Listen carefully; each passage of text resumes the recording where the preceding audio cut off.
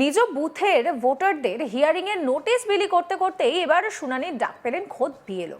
ভাবতে পারছেন কি কাণ্ড! এই ঘটনায় রীতিমতো চাঞ্চল্য ছড়িয়েছে। সোনারপুর ব্লকের সোনারপুর 2 নম্বর গ্রাম পঞ্চায়েতের পূর্ব মথুরাপুর এলাকায় 236 নম্বর পার্টের বিএলও কার্তিক চ্যাটার্জি নিজেই ভোটারদের হিয়ারিং এর নোটিশ বিলি করছিলেন। তবে শুধু অন্যদের নয়, এবার সেই হিয়ারিং এর জন্য তাকেও হাজির হতে হবে। আগামী 30শে জানুয়ারি তার নিজের হিয়ারিং রয়েছে বলে তিনি জানান। একই দিনে তার বুথের আরও 62 জনের ভোটারের শুনানি হবে। কার্তিক চ্যাটার্জির দাবি, ভোটার তালিকায় বিভিন্ন তথ্যগত ভুলের কারণে এই হিয়ারিং এর নোটিশ পাঠানো হচ্ছে।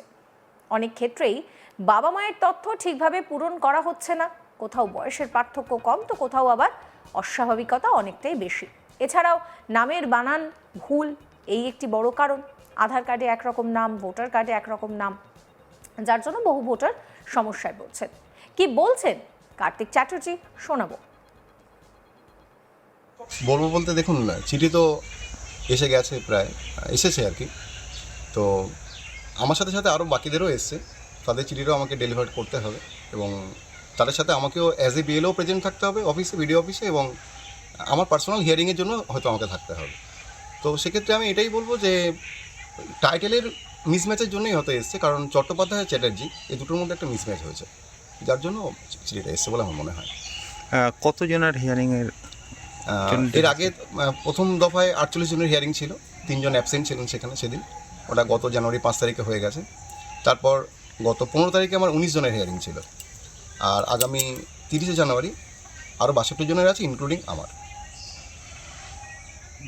তো এই যে মানে ডিফারেন্সটা কি হচ্ছে, মানে হিয়ারিংয়ের জন্য ডাকছে কি কারণে? যেটা আমি ওখানে বসে দেখছি সেটা হচ্ছে, দেখুন, প্রথম কথা হচ্ছে অনেকের যারা ফর্ম ফিল আপ করেছে 2002-এর যে ডেটা, বাবা মায়ের ডেটা, সেটা অনেকেই ফিল আপ করেন, তাদের অবশ্যই হিয়ারিংয়ের চিঠি আসছে এবং আসাটা স্বাভাবিক। অনেকের ক্ষেত্রে দেখছি যে বাবা মায়ের সঙ্গে সন্তানদের বয়সের ডিফারেন্স হয় 50-এর বেশি হয়ে যাচ্ছে, নাহলে 15-এর কম হচ্ছে।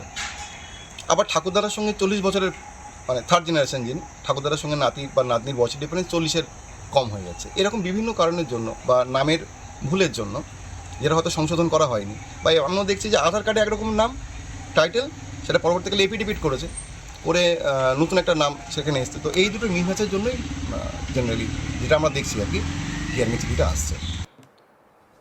তিনি আরও জানাচ্ছেন যে এই ধরনের অসঙ্গতি দূর করতেই নির্বাচন কমিশনের নির্দেশে হিয়ারিং এর মাধ্যমে যাচাই প্রক্রিয়া চালানো হচ্ছে।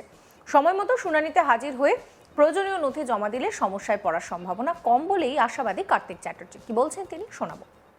হ্যাঁ, তো লজিক্যাল ডিসক্রিপেন্সির ব্যাপারে একটা কথা আমার বলার আছে, যেটা হচ্ছে যখন প্রথম দফায় আমাদের অ্যাপে লজিক্যাল ডিসক্রিপেন্সি এলো, তখন বলা হলো যে যাদের আপনারা ভেরিফিকেশন করুন, যাদেরকে আপনার মনে হচ্ছে যে এদের কোনো ডকুমেন্টস জমা দেওয়ার দরকার নেই বা কিছু দরকার নেই, আপনারা নো অ্যাকশন রিপোর্ট করে দেবেন। তো আমরা সেটাই করেছিলাম।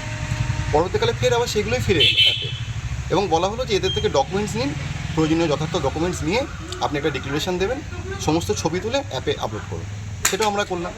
তারপরে সেইগুলোই আবার ফেরত এসছে হিয়ারিংয়ের জন্য। মানে একই ঘটনায় পুনরাবৃত্তি হচ্ছে, আমি এটাই বলতে চাইছি। আপনার এটা কোন পঞ্চায়েত এলাকা? আমার এটা সোনারপুর 2 নম্বর গ্রাম পঞ্চায়েত, পার্ট নাম্বার 236। এখানে টোটাল ভোটার কতজন আছে? টোটাল ভোটার প্রথমে এসআইয়ের আগে আমরা যখন ভোটার লিস্ট পেলাম 2025-এ, তখন ছিল 1279। তার থেকে মৃত, স্থানান্তরিত, শিফটেড সব মিলিয়ে প্রায় 149 জন বাদ যায়। তো যে ড্রাফট লিস্ট আমাদের বেরিয়েছে গত কয়েকদিন আগে, সেখানে আমি দেখলাম যে আমার এই মুহূর্তে ভোটার এক্সিস্টিং 1130। হিয়ারিংয়ের জন্য ডেকেছে টোটাল কতজন এই পর্যন্ত? হিয়ারিংয়ের জন্য তাহলে আপনার 48 আর 19, 119 জন মতো, 119 কুড়ি জন টোটাল, 3টে দফায় মিলিয়ে। এই নিয়ে আমার কলিগ প্রসেনজিৎ সাহা একটি রিপোর্ট দিয়েছেন, সেই রিপোর্ট রইল আপনাদের জন্য। এবার শুনানিতে ডাক পেলেন খোদ বিএলও। দক্ষিণ 24 পরগনার সোনারপুরের ঘটনা। সোনারপুর 2 নম্বর ব্লকের অন্তর্গত সোনারপুর 2 নম্বর গ্রাম পঞ্চায়েতের মথুরাপুর এলাকার বিএলও 236 নম্বর পার্টের কার্তিক চ্যাটার্জি, তিনি যখন অন্যান্য ভোটারদেরকে শুনানির ফর্ম বিলি করছেন, তখন কার্যত তাকেই শুনানিতে ডাকা হলো। কার্তিক চ্যাটার্জি তিনি জানিয়েছেন যে এই শুনানির কাজ দীর্ঘদিন ধরেই চলছে এবং বিগত কয়েকদিনে বহু মানুষকেই কার্যত এই শুনানিতে ডাকা হয়েছে। কেউ বিভিন্ন যে তথ্য যেগুলো দিতে হয়েছিল এসআইআরের ফর্ম ফিল আপের জন্য, সেই সময় সঠিকভাবে পূরণ করেননি, সেই কারণেই মূলত এই যে শুনানিতে ডাকা হচ্ছে। অন্যদিকে যাদের 2002-এর ভোটার তালিকায় নাম নেই, তাদের মধ্যেও অনেকে সঠিক নথিপত্র জমা দেননি বলেই তাদেরকে এই এসআইআরের শুনানিতে ডাকা হচ্ছে। কার্তিক চ্যাটার্জি জানিয়েছেন যে সরকারি বিভিন্ন যে সিস্টেমে এই এসআইআরের শুনানি চলছে সেখানেও কোথাও কোথাও প্রযুক্তিগত ত্রুটি দেখা দিচ্ছে, যার জেরে অনেকের যে তথ্য সেই তথ্য সঠিকভাবে সামনে আসছে না, এবং সেই কারণেও এসআইআরের শুনানিতে অনেককে ডাকা হচ্ছে, তাদের কাছে নথি চাওয়া হচ্ছে, সেই নথি দেখেই কার্যত এই সমস্যার সমাধান করা হচ্ছে। এ নিয়ে ঘাবড়াবার কিছু নেই, তেমনটাই বলেছেন কার্তিকবাবু। তিনি জানিয়েছেন যে আগামী 30শে জানুয়ারি তাকে কার্যত এই এসআইআরের শুনানিতে ডাকা হয়েছে, এবং সেদিন তার বুথের আরও বহু মানুষ কার্যত সেই শুনানিতে যাবেন। সেই শুনানিতে তারা যখন একসাথে যাবেন, কারো কোনো ভয় নেই, তেমনটাই কিন্তু এই বিএলও জানাচ্ছেন। তিনি জানাচ্ছেন যে তথ্য বা নথি নিয়ে যেতে বলা হয়েছে সেই সমস্ত নথি নিয়ে গেলেই কার্যত শুনানির কাজ সম্পন্ন হয়ে যাবে, কোথাও কোনো রকম বাধা বিপত্তি হবে না বলেই তিনি আশাবাদী। তিনি এও জানাচ্ছেন যে এই এসআইআরের ফর্ম যখন তিনি বিলি করেছেন বাড়িতে গিয়ে, তখন সেই ফর্ম কিভাবে ফিল আপ করতে হবে তার যথোপযুক্ত বর্ণনা তিনি দিয়েছিলেন, কিন্তু সেই বর্ণনা শুনেও বহু মানুষ ফর্ম ফিল আপে সঠিকভাবে সেই ফর্ম ফিল আপের কাজ করেননি, যার জেরে ভুল তথ্য ভুল নথি নির্বাচন কমিশনের কাছে জমা পড়েছে, এবং সেই জন্যই সেই নথি যাচাই করার জন্যই কার্যত এই সমস্ত মানুষজনকে আবারও এই শুনানিতে ডাকা হচ্ছে, যাদের সঠিক কাগজপত্র দেখে কিন্তু এই শুনানির কাজ সম্পন্ন করা হচ্ছে, এবং আগামী দিনে যাতে কাউকেই সমস্যার মধ্যে পড়তে না হয় সেই কারণে সকলের সাথে হাত মিলিয়ে যাতে যারা এই তথ্য জমা দিচ্ছেন সেই তথ্য জমা দেওয়ার পর যাতে সঠিকভাবে শুনানির কাজ হয় সেই বিষয়টিও যাতে খতিয়ে দেখা হয়, এবং মানুষের যাতে হেনস্থার শিকার না হতে হয় সাধারণ মানুষকে, সেই বক্তব্যও কিন্তু বলা হচ্ছে। অন্যদিকে এই শুনানির কাজে বেরিয়ে কোথাও কোনো রকম সমস্যায় পড়তে হয়নি তাকে এখনও পর্যন্ত, তেমনটাও কিন্তু এই কার্তিক চ্যাটার্জি জানাচ্ছেন।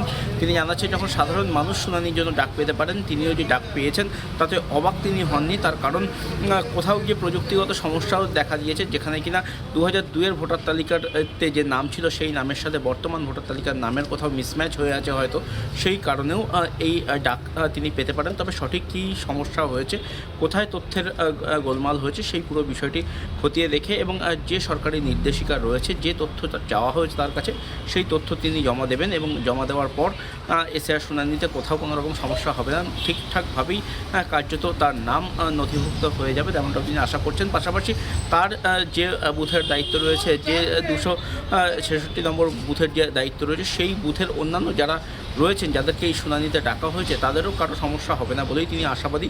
তার কারণ যে নথি নির্বাচন কমিশনের তরফ থেকে চাওয়া হয়েছে সেই নথি যদি সঠিকভাবে জমা দেওয়া হয় তাহলে সমস্যা কোথাও হওয়ার কথা নয় বলেও তিনি দাবি করেছেন। সব মিলিয়ে এই বিএলওর যে ডাক পেয়েছেন তাতে সাধারণ মানুষজনও কিন্তু আতঙ্কিত হয়ে পড়েছেন, তবে আশ্বাস দিচ্ছেন কার্তিক চ্যাটার্জি। তিনি বলছেন যে নির্বাচন কমিশনের কাছে প্রচুর এরকম কাগজপত্র জমা পড়েছে, যেখানে কিনা 2002-এর ভোটার তালিকার সাথে বর্তমান ভোটার তালিকার মিল নেই, কোথাও বা মায়ের নামের গণ্ডগোল আছে, কোথাও বাবার নামের গণ্ডগোল আছে, কোথাও বা নিজের নামেরও গণ্ডগোল রয়েছে। সেই কারণেই কার্যত এই এসআইআরের শুনানিতে ডাক পড়ছে, তবে এই শুনানিতে সঠিক কাগজপত্র নিয়ে গেলে সব সমস্যারই সমাধান হয়ে যাবে বলে তিনি আশাবাদী। সমস্ত খবরের আপডেটের জন্য আপনাদের নজর থাকুক আজ তাক বাংলায়। চ্যানেলটিকে সাবস্ক্রাইব করতে ভুলবেন না।